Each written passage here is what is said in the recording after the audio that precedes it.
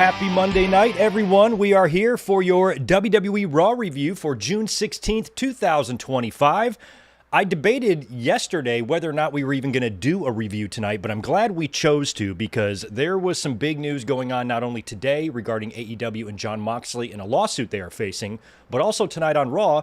Pretty eventful as we had two major returns, the return of Asuka and the return of Bill Goldberg, and we had some unbelievably unfortunate injury news taking place tonight on Raw. Liv Morgan took on Kairi Sane, and within the first 10 seconds of the match, Kairi takes her down. Liv just takes a pretty standard bump right on, on her face down bump and blows out her shoulder or something. I don't know if it was separation or what, but she immediately winced, rolled out of the ring. Doctors immediately tended to her. They called off the match, and it looks to be a pretty serious injury. And I just want to be the first one to wish Liv Morgan the best because that is a devastating looking injury that she perhaps suffered there. And at the worst possible time. You know, she's really riding this wave of not only her popularity, but her stock is rising exponentially within WWE over the past year or so, and I dare say it's as strong as it's ever been, and this is not the time that you want to suffer an injury like this. And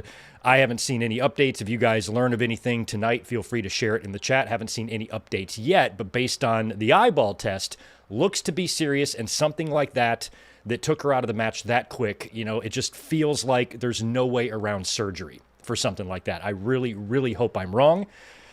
And that's unfortunate, especially for Liv since she's been, white hot lately. The only silver lining, perhaps, in an injury like this regarding Morgan is that Liv in a sling can still be very, very entertaining on television. With other people, if you're injured, you're probably just going to be off TV. I still feel like she could have an influence in the Judgment Day with Dominic in backstage segments, maybe even in-ring segments. She's just going to be in a sling or for whatever, dealing with whatever injury she's dealing with, if she has to have surgery, however long that keeps her out. But I'm hoping we see her on TV so she doesn't, like we see her on TV before her rehab is up. I hope we don't have to wait all this time to see her again, especially since she has so much momentum right now. So we still have to wait and hear what the details of this injury are, but based on what we saw, it did not look good at all. So let's really hope, keep our fingers crossed, and send positive vibes Liv Morgan's way, and let's hope that we get the best possible news we can for something like this. But no, it did not look good at all, the way she landed there and the injury that she had. So that's a bummer, but, pretty eventful Raw overall because of that and because of what we saw in some of these matches and the return of Bill Goldberg and the King and Queen of the Ring. Moving along, now we got the Final Four set for both men and women, and we even have some matches set for next week as well. So I want you guys to let me know in the chat what you thought of the show tonight. I'm not going to make this a very long review. We're just going to talk briefly about the AEW lawsuit, then we'll burn through these Raw results, and then I'll get out of here. I know Game 5 of the NBA Finals is going on right now. Last I checked, Oklahoma City was up 10. Looks like they're only up 6 with 10 minutes to go. So if your eyeballs are on that, I understand. No problem. Hopefully you can just catch this review on the flip side on demand. But wanted to come up here and talk about a few things because we were last here on Saturday for the podcast. And, of course, yesterday was Father's Day, and I was real busy. I was at work for like 10 hours or something ridiculous like that. So we weren't able to do a watch-along for last night. But we will be back this coming Sunday. The link is already up on my channel. I meant to give you guys the thumbnail here, but I don't have one set up. But it is over on the link right now. For this coming Sunday, we're going to finish off the King of the Rings, our final one. We've watched every single WWE King of the Ring except for 2002. So that's the one we are going to watch this coming Sunday, and that'll be a wrap on all the King of the Rings. And it's pretty topical because we got King of the Ring coming up in Saudi in just a couple of weeks. So we're going to knock out the final King of the Ring, and we're going to do 2002 this coming week. It's got that Kurt Angle with the hairpiece taking on Hulk Hogan. Looked like a pretty wild card, and I know I ordered it and watched it on pay-per-view, but probably have never gone back and watched it again. And I think this was the first or second pay-per-view after the WWF name change to WWE. So we will be watching that this coming Sunday.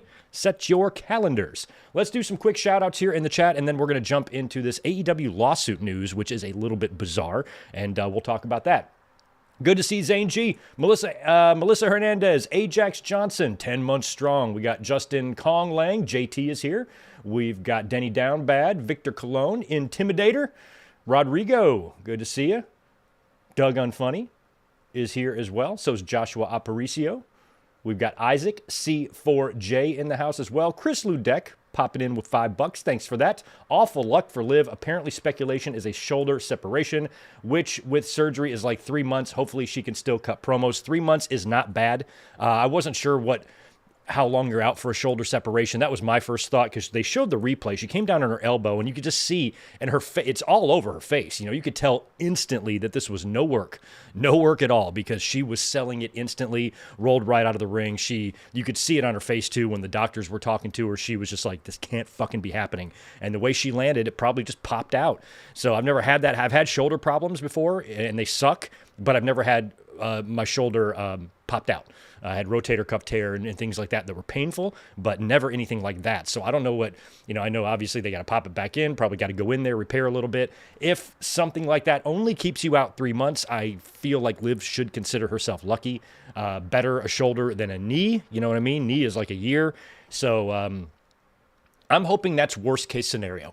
If that's worst case scenario, I think that's kind of good news. If Liv is out only like 3 months to deal with this, she can get the surgery. She'll probably be off TV for a few weeks, but she can probably come back a little bit early just to get involved in the Judgment Day stuff. And I don't want to call an injury a happy accident because it is not anywhere near that. But when it comes to injuries to people and to champions specifically, this is one particular injury to where it can kind of be woven in to what they're doing because before Liv Morgan went out there tonight, she was pissed at Raquel Rodriguez, who was backstage selling her beatdown from Rhea Ripley during that four-way, and Liv wanted her to go talk strategy for Kyrie, and she's like, I can't, I'm not cleared, whatever, and Liv kind of storms off pissed. So now, kind of reality and fiction bleeds together a lot of the same way that the Rhea Ripley and Liv Morgan stuff did when Ripley got hurt, when Liv Morgan attacked her, and then they kind of used that to advance things. And with this, Liv was already kind of annoyed at Raquel, so now she can blame her for this injury. Balor was stirring the pot backstage tonight, telling, who did he talk to? Was it Roxanne? Yeah, I think it was Roxanne. How he said, hey, I got an idea how we can help Liv, and takes her out of there, and Raquel looks, a little bit suspicious or whatever. So I feel like they could plug Roxanne right into where Liv is, and it can be Roxanne and Raquel being tag team champions and keeping that rolling in Judgment Day. Plus, they've already laid some groundwork with Roxanne and Dom, so there can be some funniness there. So I feel like storyline-wise, this injury isn't going to derail too much. The only thing it could possibly derail is whatever they had planned with the Bellas. As we saw Nikki Bella and Liv Morgan interact last week, felt like they were either setting up a match between Nikki Bella and Liv Morgan at Evolution, or Morgan and Rodriguez against the Bellas, plural, for the tag team titles. That's going to be off the table now unless they want to just plug Roxanne into that, which they can do. They can just have Roxanne come out there and get in Nikki's face, and then the same exact match can happen. And honestly, if the Bellas are going to win the tag team titles, I'd rather them not beat Liv Morgan. So if they're going to win the tag team titles, beating Raquel and Roxanne is actually better, in my opinion.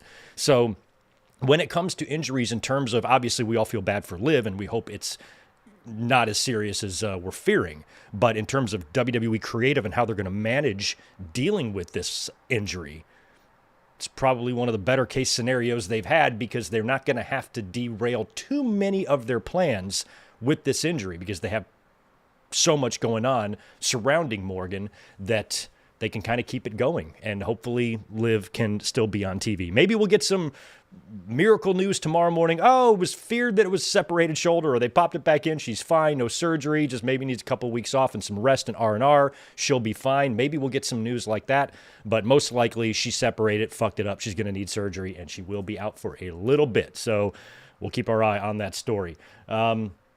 Max Pokebros got $2 for us. Thank you for that, my friend. I'm truly sorry, Greg, but I'm hyped for Goldberg. Well, I'm glad you are. I'm not unhyped for him. Well, yeah, actually I am. I'm unhyped for him. I just want to get this whole thing over with.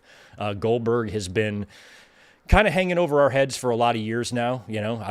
I was so happy with the way he wrapped everything up after WrestleMania 33, coming in, beating Brock, dropping the belt back to him, kind of having that little retirement-ish speech in the ring where his weirdo little son took his shirt off and everything.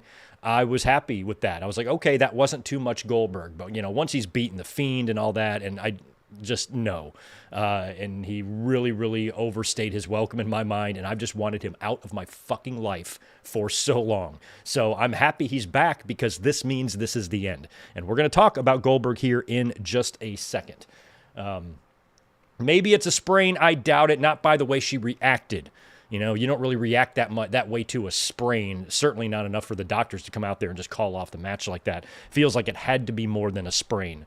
But JT, I'm hoping you're right, man. I really am hoping you're right. All right, so anyway, let's get into some business here. Before we get into the Raw results, we have to talk about this news that we learned today regarding a lawsuit filed against AEW and Jon Moxley. This was reported by Sports Illustrated in a great article written by our friend John Alba. He did a wonderful job breaking all this down. I'm not going to read you everything, but I'm going to read you parts of it. So credit here to Sports Illustrated and John Alba for this information. And he was the one that broke it today. AEW and Jon Moxley sued for negligence, civil assault, and battery by production crew member Christopher Dispenza. Kind of almost like dispensary, just minus 3 letters. Christopher Dispenza. In it, he alleges various degrees of negligence by AEW, Moxley, alongside civil assault and battery against Moxley concerning an incident on AEW Dynamite in 2023. Dispenza claims he suffered severe neck and shoulder injuries as a result of being shoved to the ground unexpectedly by Moxley during a match with Kenny Omega. That was that cage match in Detroit.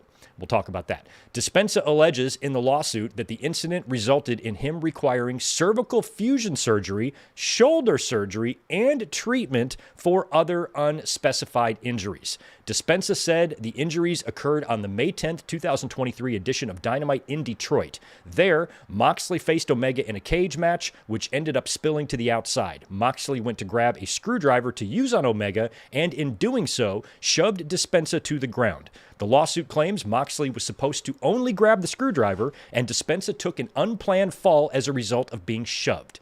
The lawsuit, we'll stop right there real quick. I'm sure if any of you followed this story today, you've seen the clip. It's been all over social media. People have posted the clip in question here of Moxley shoving down that production crew member. It definitely looked like a flop. From what you could tell, he just fell. It wasn't even that really big a deal. It didn't appear that someone could get injured by a fall like that. I'm not saying he wasn't, but it didn't really appear to be that bad.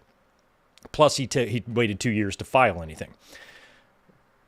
Alba's report goes on to say that this is kind of where it gets a little silly. The lawsuit alleges that Moxley, quote, had a history of disciplinary issues before this incident involving other people while under AEW's employment, agency, and or contractual relationship. It also says that past disciplinary offenses by Mox include a documented history of unpredictability as well as a lack of control by defendant AEW, all of which were known or should have been known to defendant AEW at the time of this assault. Every single goddamn fucking word of that is bullshit. I mean, unless you're talking about his wrestling character, disciplinary issues and shit like that and unpredictability. No, Moxley is perfectly fine. He's a professional. He's well-liked. He's well-respected by his peers in and out of AEW. There is no sort of disciplinary stuff unless they're trying to use his stint in rehab against him or anything like that. This feels like more like they're talking about the character they're seeing on TV. Here's what the report goes on to say about that. However, multiple high-level AEW sources with knowledge of Moxley's working history with the company and not speaking in an official capacity on AEW's behalf told The Takedown on Sports Illustrated they were unaware of any history of disciplinary issues with Moxley. Does that sound like someone who's been a 4-time AEW champion or whatever he's been now? He's got disciplinary problems. Do you usually put that many championships on someone who has that many disciplinary problems? I mean, maybe Jeff Hardy, but other than that, no, you generally don't do that.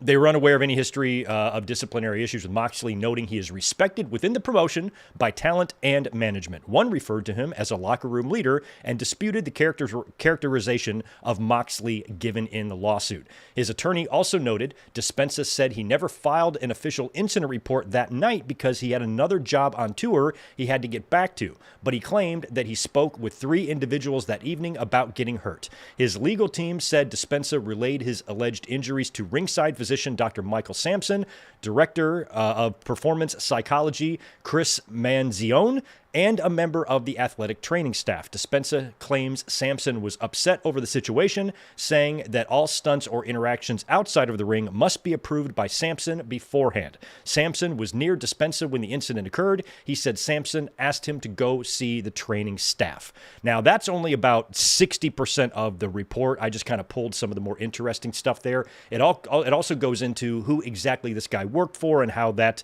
how they got hired into AEW and all of those details and whatnot. And there's also a copy of the entire lawsuit on that Sports Illustrated article if you want to check it out and read it for yourself. But those are some of the key incidents there, the key issues there in the report and the lawsuit. And if you've seen the video footage online today, which has been all over the place, it looks like a pretty minor shove.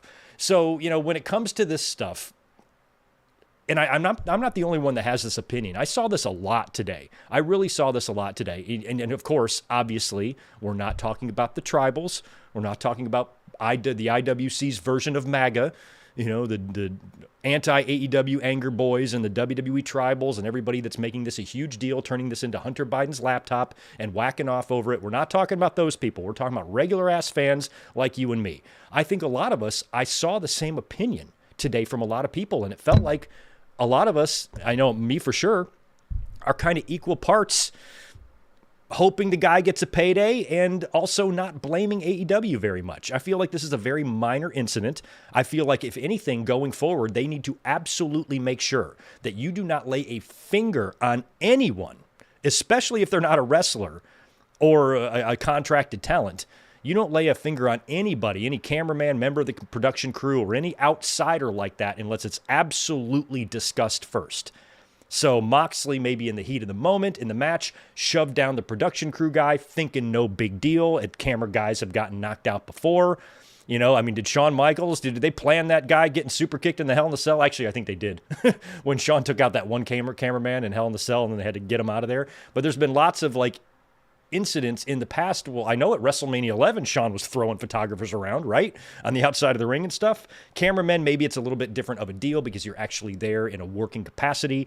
And if you're not scripted to take any sort of abuse, then doing so is not advised, and it could result in an injury or a lawsuit going forward. And it sounds like it did here. So if anything, I think AEW and all companies, WWE, they probably have a policy in place for this. And if they don't, if AEW does not, they damn sure do now, that never, ever, under any circumstances, involve a member of the production crew unless you're planned to do that. Even in the heat of the moment, you think it's going to get you some heat to shove the guy down. He'll be cool. He's a grown-ass man. He'll be fine. He's a big boy.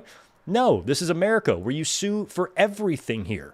And he stumbled over himself there, fell down, didn't land on his shoulder or neck or anything like that. Didn't even look like a bad bump, but we don't know him. We don't know his physical condition. Some people are fragile and frail. Old people die from falling down. So you don't want to just discredit him just based on the fall alone. But if I had to guess, he's probably taking a little bit of advantage here and trying to get some shit paid for. Now, I don't think doctors are really in the habit of making up injuries and performing surgery on you that you don't need. So if he had these surgeries done, the shoulder procedure and the cervical fusion and whatever else he had done, he definitely needed those, but they could very well be pre-existing conditions or pre-existing issues that he needed to take care of. And our healthcare system is a pile of shit in this country. So it's really hard for me to blame anyone for taking advantage of a way to get some things done. Tony Khan is a billionaire. He was shoved to the ground in an unplanned spot. Season opening here, talk to a lawyer. I might have a case. I've got these nagging shoulder problems and my neck's fucked, and that push to the ground didn't help. Maybe I can use this as a way to pay for these procedures. And I think that's what he's only I think he's only seeking like $25,000 or something like that. I didn't catch all that shit. I don't have the copy of the lawsuit here. Maybe $25K is what it costs. Maybe he's seeking more than that. But it sounds like this is something that absolutely will be handled out of court. I can't see this going very far, going into the court system. This is not a headache or a PR issue that I think AEW wants. They've already had the issues already years ago with that Matt Hardy concussion and a couple of other things they've done. They don't want any, real attention drawn to this.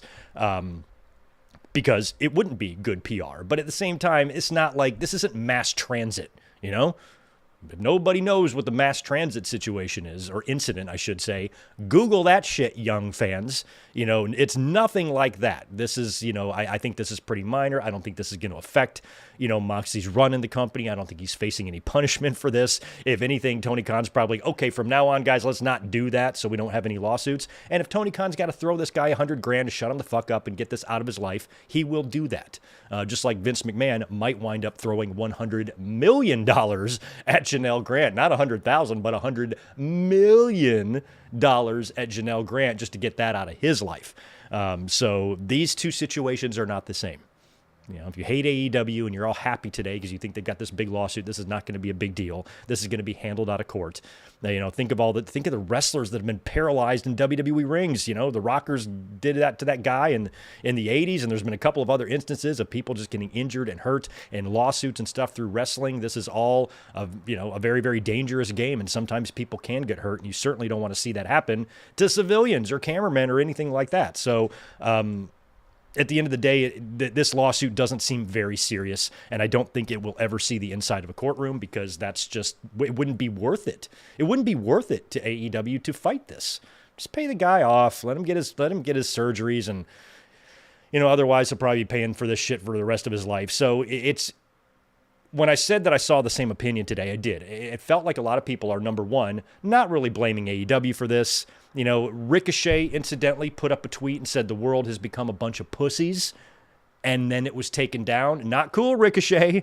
Don't be like that. You can't say that shit. That's not helping your company at all, you dumbass. So he took it down. No big deal. But come on, isn't that the same opinion of every fuckwad anger boy on the IWC? Everybody's so soft and blah, blah. That's all they saw with that fall. Oh, he's soft, people are pussies, blah, blah. It's probably way, way, way, way deeper than that. I feel like the fall looked pretty minor, but you don't really know for sure.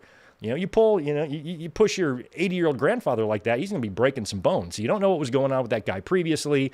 It sounds like he's probably taking a little bit of an advantage here, trying to get some money, trying to hit up a billionaire to get a payday.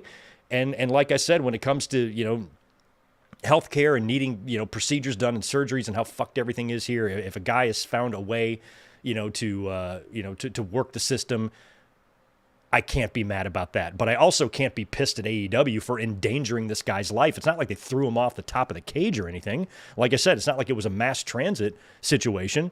He shoved him down. He fell down, just rolled down. Like you shoved a little 5-year-old. They just roll down. It was fine. So if they gotta pay him a little chunk of cash, I don't think it's going to be a big deal. And I think at the end of the day, this probably isn't going to result in anything too controversial. In terms of the, AEW's history and some of the legal battles they may or may not face. I think this will get handled. Tony Khan will handle it. He'll pay the dude, whatever. I don't feel like AEW made some massive mistake. Oh my God, they got to change the policy. This was pretty typical stuff. Wrestling's been, this type of wrestling, this style of wrestling, modernization of wrestling that's on TV, for, 12 hours per week. In the past 35 years, we've seen a lot of abuse to cameramen, fans, and, whatnot out there. This is a pretty minor incident. It just happened to result in a lawsuit. And at the end of the day, I don't think it's going to really mean much. So we'll keep our eye on it. Once we get some word that this has been settled or they've given this dispensa fella whatever he needs to be happy, we can all move on from it. And from now on, keep your hands off the cameramen. All right, let's get into Raw now for tonight. Let me make sure I just refresh the chat there. All right, Raw tonight. What'd you guys think of the show? Hit me with your grades. A, B, C, or D. Was it a good show? Was it a bad show? I thought last week's show was tremendous. Really enjoyed seeing Gunther win back the championship, although we then learned shortly after that word on the street is the reason he won the title back, and it was bizarre to see him win it back from the same person he dropped it to at Mania, no less. Apparently it's because Triple H he made the call to have the Goldberg match a title match. So last week was great. I thought tonight was decent, although it ended a bit early, likely, I should say, because of the Liv Morgan injury. First thing I should say about Monday Night Raw, though, is it was live tonight from Green Bay, Wisconsin. No Pat McAfee on the show. And guess who replaced him? Not Wade Barrett. Corey Graves. Thought for sure normally in this situation we'd have Barrett filling in, but Corey Graves did an excellent job at Worlds Collide.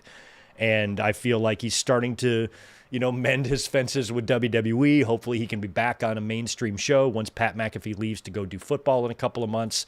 And it was kind of good to see him back on Raw. It really was. I'm not going to lie. Keep Corey there. Keep Pat McAfee at home, if you ask me. So I'm happy to see that Corey Graves is finally famous enough to be able to call Raw, because up until now, apparently he wasn't famous enough, but apparently now he is. Congratulations to Corey Graves for becoming famous. And he was on the call with his good buddy Michael Cole tonight for Raw. Liv Morgan opened up the show. Not a great night for Liv, man, that's for sure. She came out to talk about Nikki Bella and what happened last week, and she also talked about Io Sky. And she says that she wants respect and she wants a title match. Io Sky then comes out. And I got to tell you, this is the longest I've ever seen Io in the ring in a one-on-one back-and-forth promo battle. English, obviously not her first language. And what she said here, I thought was pretty good. I wouldn't be able to do that. I wouldn't be able to go to Japan and cut a promo like this. I'd look like a fucking idiot. So the fact that she was out there speaking and having a back and forth with Liv and you being able to understand what she was saying, I thought was really good. Now, we hear her speak all the time, but this segment, the length of it, was a little bit longer than I was expecting to hear from Io Sky, and I really liked it. She really handled herself well and had great English throughout this thing. And she said that last week, Liv Morgan disrespected Nikki, and Liv Morgan is just like, why don't you just hand me the belt? I'll just be the champion. Just give it to me. And so Io says, you must earn it, not steal it, like you stole Dirty Dom from Rhea Ripley. I like that. Io then finally is basically like, you want the belt? Here you go. Throws the belt at Liv Morgan and then drop kicks her. Liv goes out of the ring, and as Dom is attending to her, kneel down by the bottom rope, Io for good measure comes in and kicks him upside the head, which was tremendous. So I actually enjoyed this little segment. I'm sorry. I almost got it confused with the Becky segment later. I was going to say I didn't like the offense here, but I actually did. And it was cool to see Dom get kicked upside the head by Io Sky. And it felt like, they were going to be setting up probably some sort of a title match for these two, whether it be at Evolution or even Night of Champions, not sure. But Liv and Dom retreated there, and we would see Liv back in the ring later against Kairi Sane. We didn't have many matches. How many matches did we have in total tonight? 1, 2, 3, 4. I think just 4 matches tonight, and one of them was the Liv match that went 5 seconds. So it was really a 3-match, 2.5-hour show. Do I have that right? I guess so. But we had our first King and Queen of the Ring match of the night. We had 2 big 4-ways scheduled, one for the men, one for the women. Women were up first here. Stephanie Vaquet, as Nikki Bella calls her, Stephanie Vaquer, taking on Ivy Nile, Raquel Rodriguez, and the returning Asuka. Now, they announced Asuka's return last week. They advertised this match, and I said they're not going to put a returning Asuka, who we haven't seen in a year, in this match to lose. It's just not going to happen. So Asuka, even last week when they announced this match, is my early favorite to win the whole thing. To win the whole thing. I think it's going to be Asuka and Jade, and Asuka will win. That's what I think. Jade could win, but I feel like Jade has a path to the title without the King of the or the Queen of the Ring, where Asuka could win. Maybe face Io Sky. SummerSlam might be fun. So we had Asuka returning tonight. I was curious if they were going to do or make any changes to her presentation.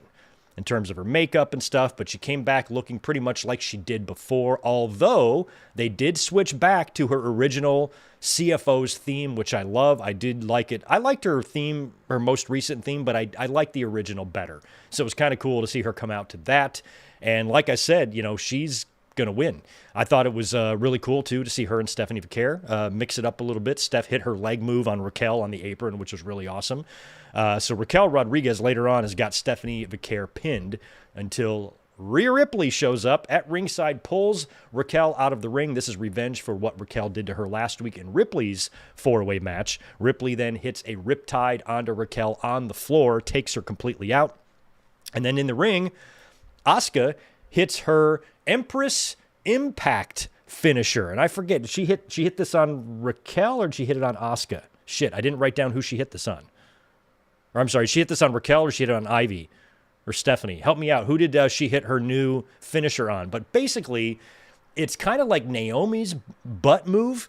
She basically comes off the ropes. You're kneeling down, I guess. Your opponent's kneeling down. She hits the ropes and just does a flying ass bomb into your face.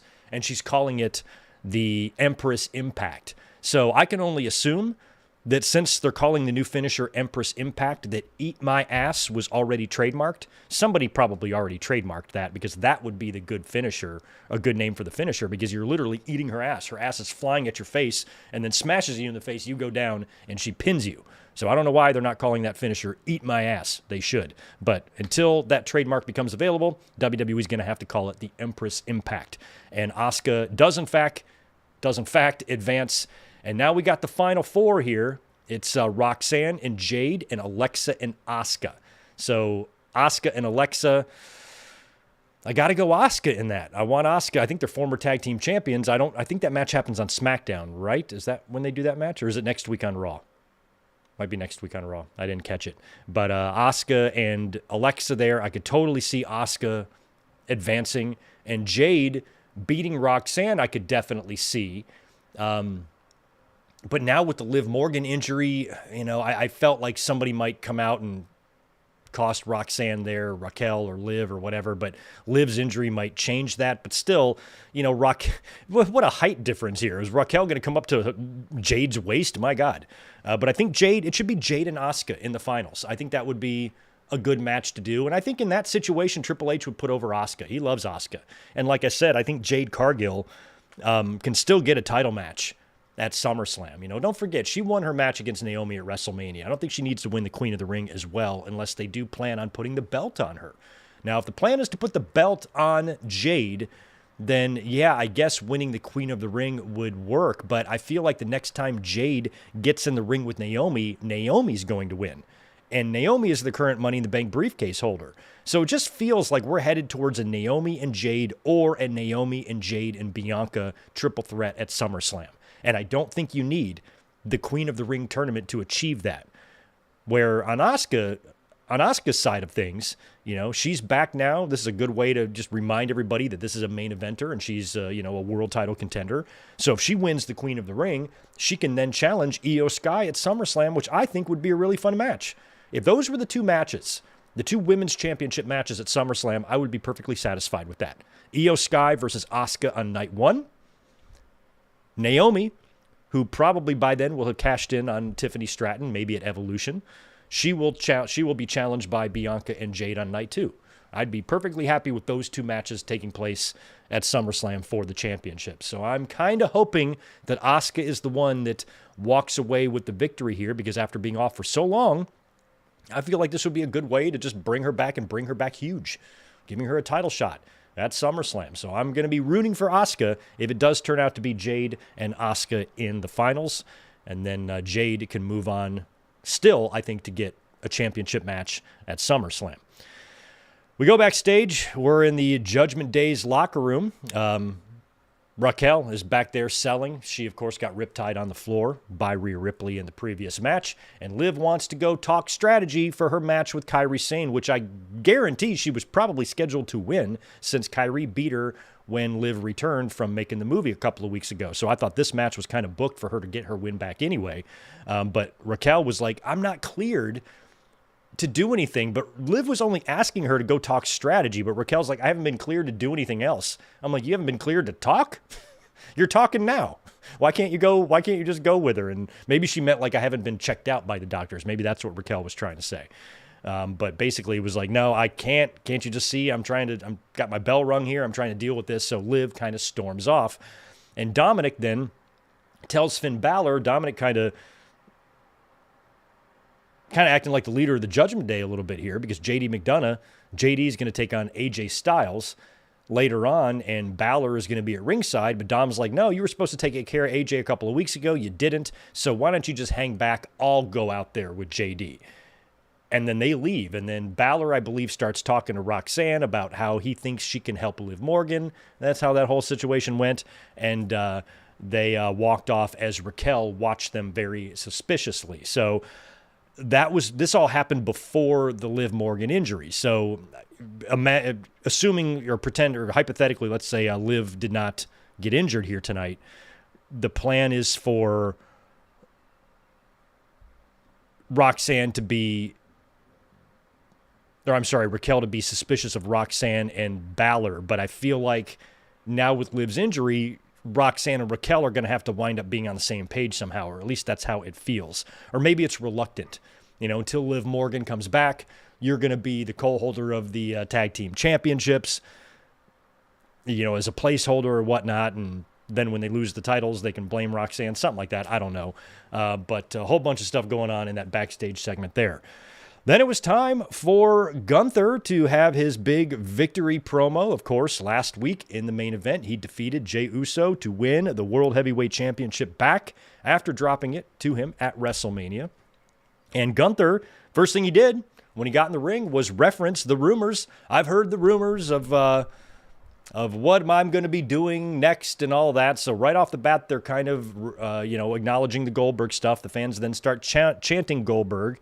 And Gunther's like, no, I already put him down a few weeks ago. And then he turns his attention to Seth Rollins. And I felt like they've kind of been going a slow burn on a Gunther babyface turn here anyway. And he turns his attention to Seth Rollins and he says, you told me that when I win this title back that I'm going to be a target. So I'll make it easy for you. I'm right here. Come get me. Come get me, briefcase boy. And that's when Goldberg's music hit. And as expected, out comes Goldberg. I almost walked away because I'm like, my God, this is just so predictable. I mean, the rumors have all been true. We've heard about the Goldberg stuff at Saturday night's main event, and we've just been waiting for them to set that up. It's 3 weeks away. And they didn't really get that creative with it. All they did was have Goldberg come out. He got right in Gunther's face, and did you catch the way he was just spitting on him? Blah, blah, and Gunther's just kind of like, oh, God, which was kind of funny because Goldberg's a slobbering fucking idiot. And so Gunther is completely disgusted with the screaming fucking old man in his face. And Goldberg doesn't even really challenge him. He just says you and me for the World Heavyweight Championship on Saturday night's main event. So here we have these men and women fighting their asses off in the King and Queen of the Ring to get title shots, and yet CM Punk and Goldberg just, here you go.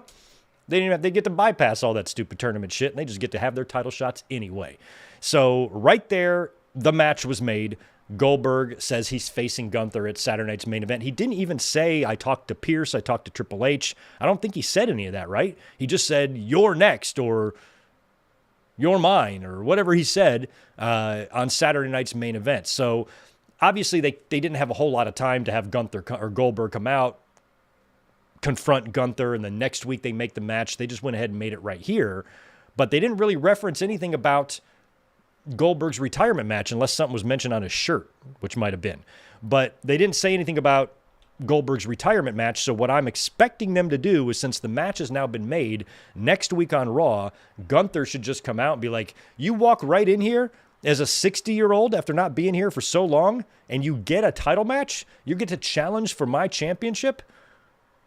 That's not right. You better put something on the line too. If you're going to walk in here and waltz right in here and get a championship match that easy, it's not going to be that easy. You have to put something up. And I want to be the person to end you. So I will put my title on the line. You put your career on the line. And then you just make it a title versus career match, and we're done. 3 more weeks, and this nightmare is over.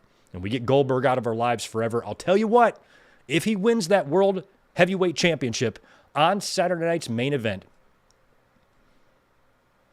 I will change my name legally to Mantar. I will.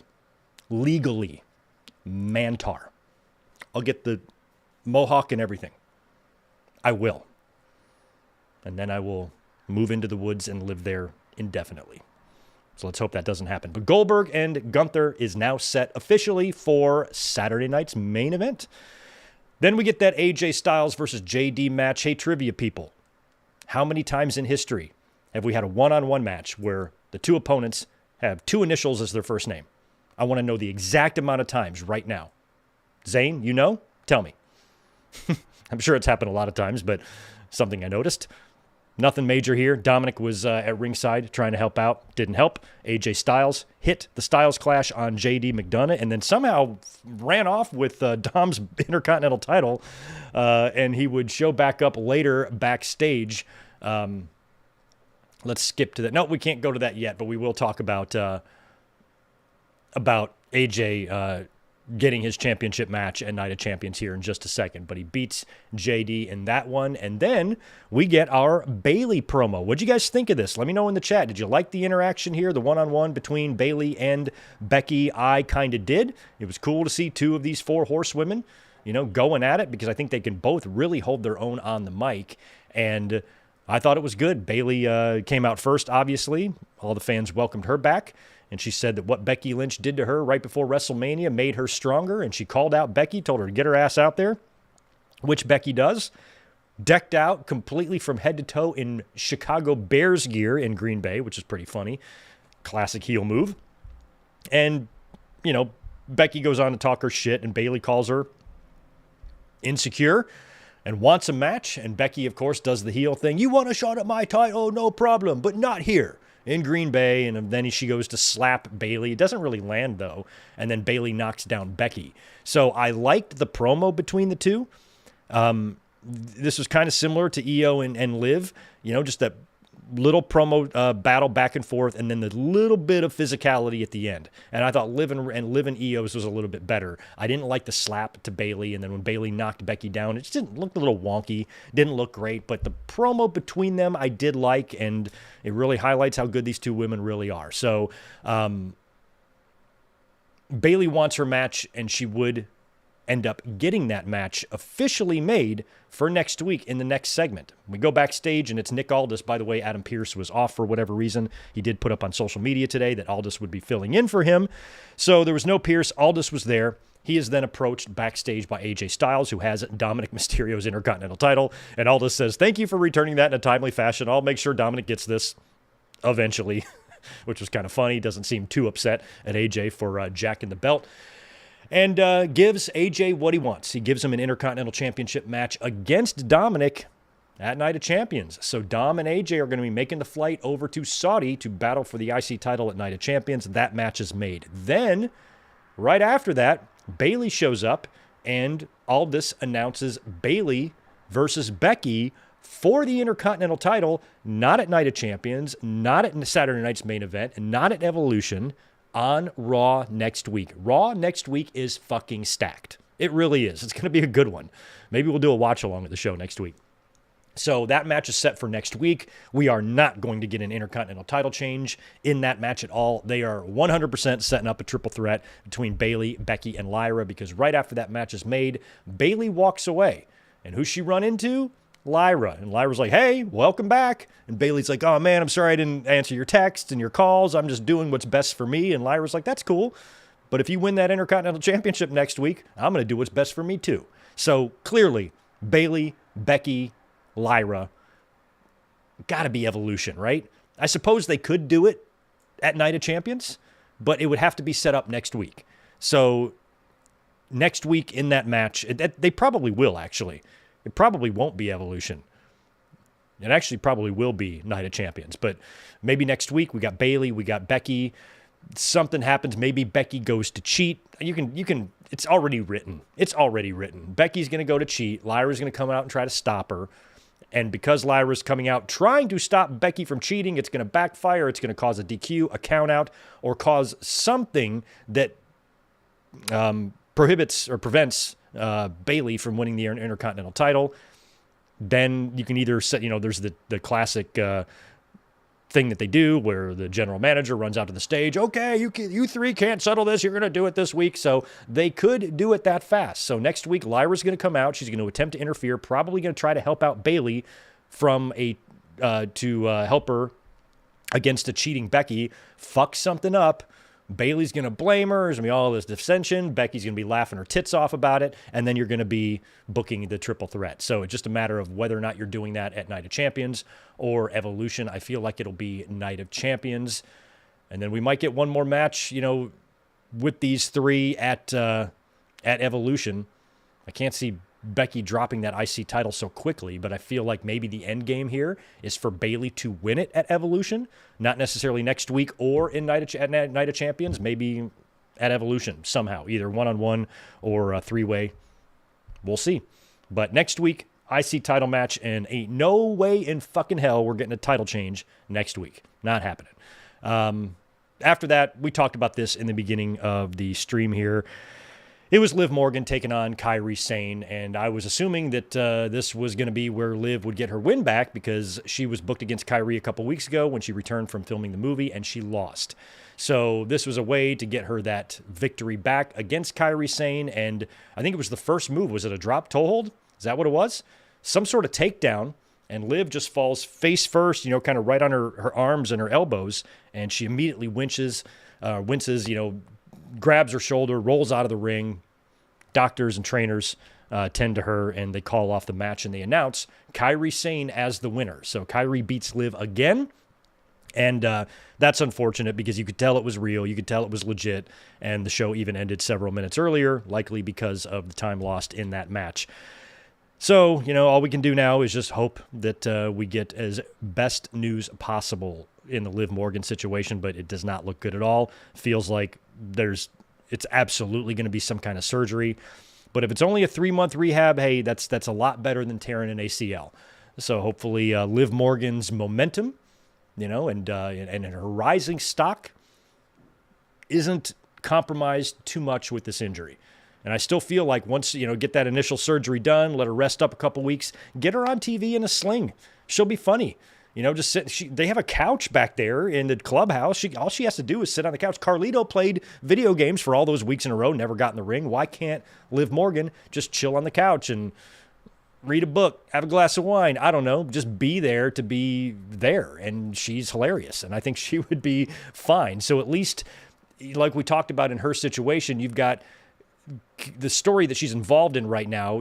This injury can easily be worked into this. She can blame Raquel for not wanting to strategize with her on Raw, and Roxanne can be plugged into that, fueling, more of the issues between her and Roxanne and the dynamic with Dominic and all of that. So this injury is something that could actually work in the framework of the storyline, where with a lot of other injuries, it's just, the person's just gone.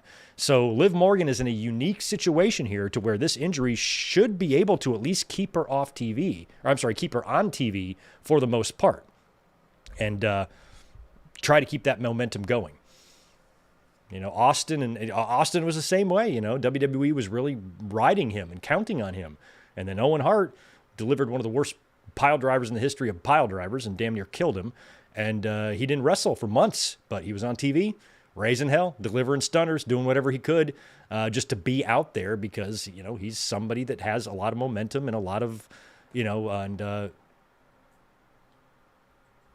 lot of upward momentum, just like Liv Morgan does. So let's just hope we can still see Liv on TV if she is indeed injured and needs surgery.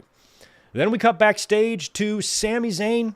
Sami Zayn's being interviewed, and of course, the weekly occurrence of Sami Zayn being confronted by Karrion Kross. And Kross says that next week, when you face Randy Orton, you're going to lose. Randy Orton and Sami are facing on SmackDown. So on SmackDown this Friday, we've got the final four of the Men's King of the Ring. It's Sami and Orton, and it's Cody and who would win tonight. And the Cody match is next week on Raw. The Sami and Orton match is this week on SmackDown. And Kross says that you're going to lose, Sami. And Sami's like, you know what? When this tournament is over, you and me are going to have this match. I'm finally going to shut your ass up and just wait. Let me just get through this tournament, and then I'm going to deal with you. So this could be leading to so many different things. It could just be something as simple as Cross costing Sami his King of the Ring match, either against Orton or in Saudi Arabia, or it could lead to Sami Zayn turning. But, a lot of fans are talking about, Sami in Saudi Arabia. And, of course, this past week or after last week when Gunther won the title, a lot of people are saying, what they're going to do is a rehash of 2013 with Daniel Bryan. Sami Zayn will win the King of the Ring. He'll go on to challenge Gunther at SummerSlam and beat him for the championship, only to then be cashed in on by Seth Rollins, just like what happened to Daniel Bryan. Then Sami will go to the Royal Rumble, win it, and face Seth Rollins and beat him for the championship at WrestleMania. That sounds lovely, but it's not going to happen. I can't see it happening. I can't see Sami Zayn winning both of those Saudi Arabia matches. I think it's got to be one or the other.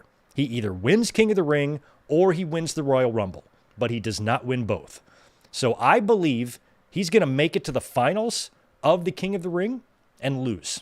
I think it's going to be Sami, and there's so many great matches with this Final Four. There are so many great matches. I feel like Cross could just cost Sami Zayn, but I feel like you want Sami in Saudi. So if it's Orton and Cody in the finals, that's awesome. If it's Cody and Sami in the finals, that's awesome. If it's Sami and Jay in the finals, that's awesome. The only thing that would be less awesome, the least awesome match they could do would be Randy Orton versus Jey Uso. Every other combination is good, and I would be fine with. So I almost kind of don't have a dog in this fight. It's really hard to kind of predict. But I feel like Sami Zayn, maybe with help from Cross, beats Randy Orton somehow and goes on to the finals to face possibly Jey Uso, Sami and Jay. Imagine that match. But I feel like it could be Cody and Jay. It could be Cody and Orton. I like the idea of Cody and Randy Orton at WrestleMania next year, somehow getting to that, if they could do it. So regardless of which direction they go here, I feel like we got a good solid finals for the King of the Ring coming our way. And Sami, I feel like it would be more likely, what I would prefer of the two is for him to win the Royal Rumble. So I feel like if he goes to the finals here in Saudi Arabia and he loses, then he's going to be coming back at the Royal Rumble. And if he gets that victory, one of these two events he's got to win in Saudi Arabia so he can cut that post-match promo in Arabic to the audience, and it'll be a big special moment for him. And I feel like he's going to get one of those, but it would be really hard to sell me on both. So I feel like the Rumble would almost be better. Him falling short here and then dealing with Karrion Kross. They could also be turning him. So trying to go the route of him, as the babyface, having this babyface victory at WrestleMania, that is still a ways off. But considering the Royal Rumble is in Saudi Arabia and considering they had Jey Uso winning it last year, I don't see anything wrong at all with Sami winning the Royal Rumble. I actually think it's kind of a good idea. So if I had to choose, I would pick the Rumble, but we'll see. Big matches next week, setting up the King of the Ring finals in Saudi Arabia. It looks like it's going to be a good show, or a good finals anyway. And that leaves us now with our main event. 4-way match in the men's King of the Ring. Jey Uso, who was announced this week as the mystery person. Last week, prior to Jay's title match, it was a mystery person. Then once he lost the title, they're sticking him in there. He's taking on Sheamus, Bronson Reed, and Rusev. A lot of meat in this match. A lot of meat. I loved seeing the white noise spot, white noise on Bronson Reed from Sheamus. That was awesome. We had a bunch of near falls here. I thought Reed was set to win this when he hit Sheamus with a tsunami, but Jey Uso just comes in at the last minute to break up the pin. Jey Uso now has an opportunity to win the match, but he's attacked by Braun Breaker. So Breaker shows up, takes out Jay. Sami Zayn then shows up to help out, but Breaker takes out Sami. Then Penta shows up to take out Breaker, and then we get Bronson Reed going up to the top rope again to hit another tsunami, I think on Jey Uso, and LA Knight shows up. So LA Knight has been having the issues with Seth Rollins' group. He shoves Bronson Reed off the top rope. We get a spear from Jey to Reed, and then Reed rolls over on his stomach. Jay goes to the top rope, delivers the top rope splash to the back of Reed, who then rolls over. On his back, Jey Uso goes up again and delivers another top rope splash, this time to the front of Bronson Reed, and pins him for the win, advancing in the King of the Ring. And now we have a Cody Rhodes and Jey Uso match set for next week on Monday Night Raw. And that's going to be really interesting given their history. So after the match, Seth Rollins comes out all pissed off that Bronson Reed didn't win. He's about to attack Jey Uso when Cody Rhodes music hits, and Cody comes out, and him and Seth Rollins have a stare down. This has been a confrontation I've been kind of waiting for. We got a little bit of it on SmackDown as well. But Cody and Seth, they had that tight bond when Cody was finishing his story at WrestleMania 40, and things have kind of changed now with Rollins aligning with Paul Heyman, becoming a bad guy. And, now him and Cody are going to be on opposite ends again. And I don't rule out Seth cashing in on Cody. I mentioned that before the Money in the Bank match even happened. I said if Seth did win, the only reason I would give him the briefcase is if he's going to win the other brand's title. This Tito's doing something over there. If he's going to win the other brand's title, because I feel like Rollins with Heyman behind him, I've said this like 10,000 times, with Heyman at his side and with his WrestleMania main event victory, there should be no reason why he can't get a championship match on his own. They just fucking gave Cena and Goldberg one like it was nothing. Here, have a title match. Have a piece of candy like it's a fucking Werther's original out of your grandpa's pocket. Here, you have one, you have one, you have one. So why can't Rollins get one? What the hell does he need that green goddamn briefcase for? He doesn't. Unless he's cashing in on that other championship, which I would love. And I've always said that, next time Rollins and Cody have a match, whether it's an official match or an impromptu match or a Money in the Bank briefcase cash-in, whatever it is, when those two guys wrestle again, it is Cody's turn to do the job. Because Rollins really put him over when Cody came in 2022. And Cody has owed Rollins a victory ever since. So Rollins cashing in on Cody, that could be fun. I would be perfectly fine with a Cody and Rollins program. I think it would be fun. Maybe not everybody would, but I would like it. So I think that's a very likely possibility. I think at this point, I would almost be disappointed if Rollins cashed in and won the World Heavyweight title. He's already won that belt. He was the inaugural champion. We've seen Rollins with the belt. Gunther, incidentally, is now the first two-time World Heavyweight champion in WWE, at least for this particular belt. Who's been the champs? Rollins, Drew, Priest, Gunther, Jay, Gunther, right? So we've had 6 champions. 2 of them have been Gunther. So I don't need to see that. And I feel like I've said a million times, if Rollins won the World Heavyweight Championship, unless it is some sort of a big situation, a long-term story they're going to tell with like Sami Zayn, something that mirrors the 2013 shit with Daniel Bryan, unless it's something like that, I don't really have an interest in seeing Rollins cash in for that belt. It would be more fun if he crossed brand lines, because I don't think we're going to see that for the women. Naomi's business will stay right there on SmackDown. She'll cash in on Tiffany, probably at Evolution, I think, where with Cody, or with Rollins, I should say, he can jump and cash in on the other title. And I feel like whatever storyline Paul Heyman is involved in, whatever person he is backing up, should be going after the top prize. And right now, the top prize is the belt that John Cena is holding. So that's the way I feel about it. So the fact that we got that little stare down, that issue between Cody and Rollins now, that's probably going to lead to more. I like the idea of those guys being involved in however Rollins winds up cashing that in. So I feel like one very likely possibility from where we sit right now would be Cody Rhodes winning the King of the Ring. Say he beats Sami Zayn in the finals, or he beats Cody in the finals. Shit, I really hope they don't do Orton and Jey Uso. But if because the winner of that, if it was Orton winning, he would have to face John Cena again at SummerSlam, and I don't think WWE would do that. You just faced him at Backlash. You got that match done, so you can almost rule out Orton just because of the Backlash match. You know what I mean? That doesn't mean Orton won't beat Sami. I just don't think Orton will win the King of the Ring.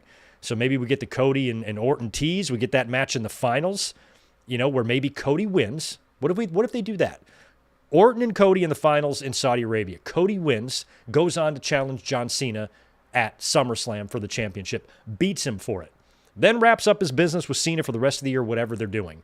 And then you have Randy Orton win the Elimination Chamber.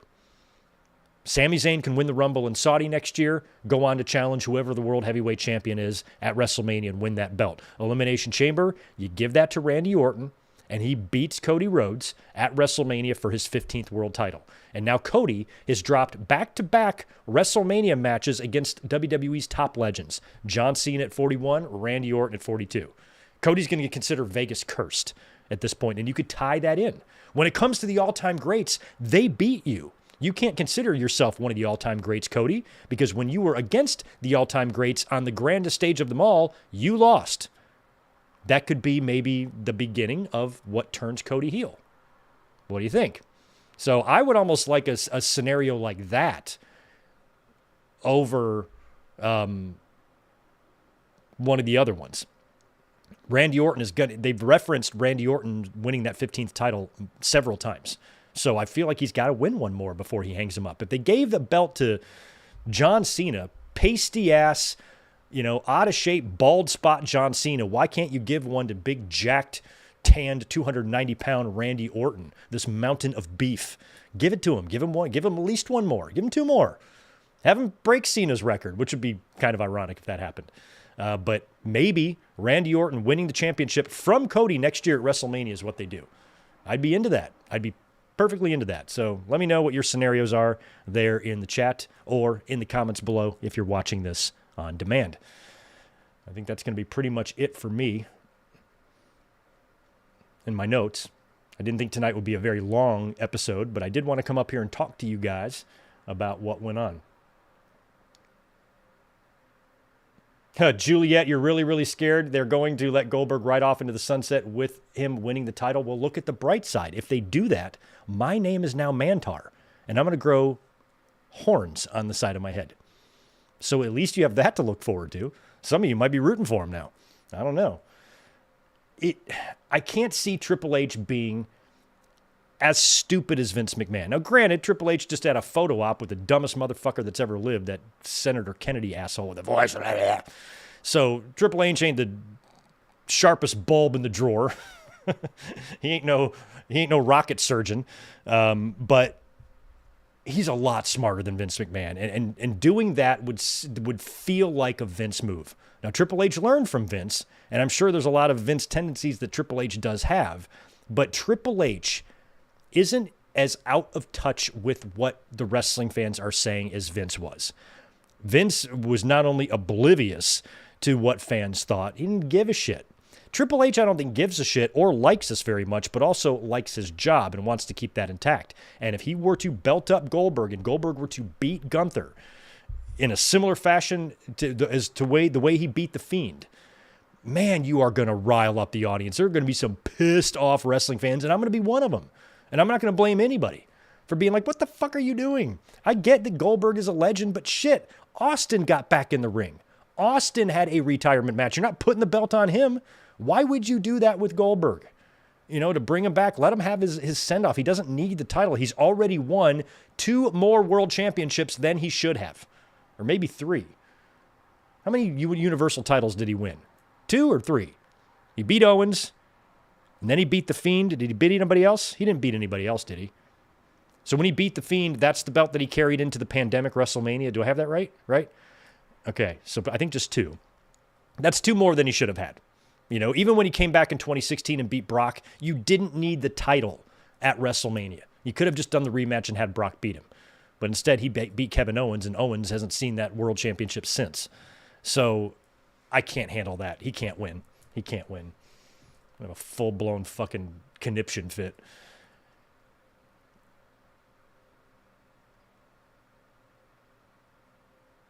Maybe that's what, maybe he wins, but then he gets destroyed at Raw in 2 days after that, so maybe his retirement match is on TV. But no, I feel like it should be Saturday night's main event. It's in Atlanta. That's where he should wrap it up. So Goldberg just has to lose, and it can't be a long match. Gunther's got to put him down, and put him down quickly. Max Pokebro, thanks for the 2. Oh no, Goldberg is going to win to counter AEW All In. Maybe, but All In's happening first. I got to see the gap between the 2 shows. if we have time to do a review before Saturday night's main event starts. Probably not. I still got to figure out how we're going to work that out that weekend. But I still think that putting the title on Goldberg just to counter All In, why would you do that? They better not. Max, don't put that idea in anybody's head, because you know Triple H is watching this review right now because he loves my channel. So he's going to see that comment and probably do it, and it's going to be all your fault. So when Goldberg wins the championship, direct all your hate mail to Max Pokebruh 27. I'll spell that MaxPokebruh 27. Send all of your hate mail to him. It's going to be his fault because he's the one who said it. Oh, by the way, I should let you guys know, going to be a weird week this week. I have a birthday dinner to attend this Saturday, which is Wingy Day. But do not fear. We're going to do a podcast. We're probably going to have to do a Friday afternoon podcast, probably around like 5:30 or 6 Eastern, 2:33 Pacific, kind of around the same time we do the Wingies on Saturdays. I think we're going to bump it a day early to Friday. Or we do a doubleheader on Sunday. I got to decide. If we do it Friday before SmackDown, then I can't talk about SmackDown. Yeah, I got to figure that out. Might be a doubleheader Sunday. We might be up here for a podcast. We've done that before. Keep that in mind. That's probably what we're going to have to do. This coming Sunday, the day that we're going to watch King of the Ring 2002, I think that's going to be a doubleheader. Podcast in the afternoon, watch along at night. We're probably going to be up against some game 6s or some shit. Or games, what? Oh, no, it's Monday. Okay, finals for NHL and NBA will be done. Okay, we're fine. So yeah, keep that in mind. This coming Sunday, probably going to be a doubleheader, unless I feel like I could still squeeze the podcast in on Saturday, but I don't think I can. So I think it's going to have to be on Sunday of this week. So just keep that in mind. All right, guys, I got to get out of here. Me and Elizabeth have to get something to eat and hang out. So I'm going to bail. Thanks again for hanging out. As always, appreciate you being here. Leave me all your thoughts in the comments below, because I'd love to hear what you thought about tonight's show, the Liv Morgan injury, the Goldberg return, the Oscar return, and how you think the King and Queen of the Ring is going to shake out, and who's going to be getting them title matches at SummerSlam. Thanks again, guys. Have a great rest of your Monday night, and I'll be catching you real soon. Peace.